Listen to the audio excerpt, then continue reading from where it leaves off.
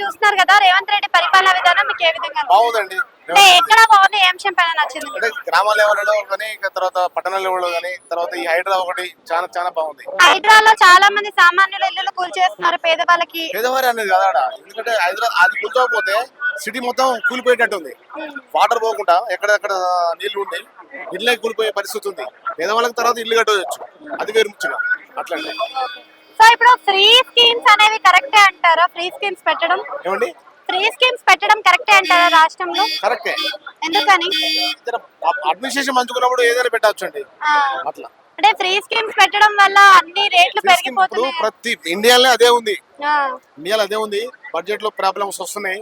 But కింద మీద పడి ఇతర దేశాల నుంచి నిధులు తీసుకొచ్చి రాష్ట్రం నడిపేంత సత్తా ఉంది రేవంత్ రెడ్డికి. కాబట్టి ప్రాబ్లం లేదండి, చేయవచ్చు. ఫ్రీ స్కీమ్స్ పెట్టొచ్చు, అన్ని అమలు చేయొచ్చు.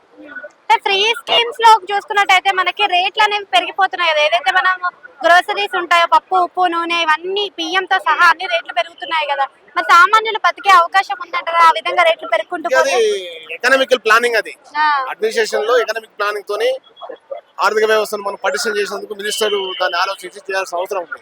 ఈ మధ్య కాలంలో ఏ చూసినా కానీ నార్మల్ వస్తువు కన్నా జిఎస్టీలు ఎక్కువ అవుతున్నాయి కదా. మరి ఫ్రీ పథకాలు తీసేస్తే అదైనా తగ్గుతుందా? సరిగా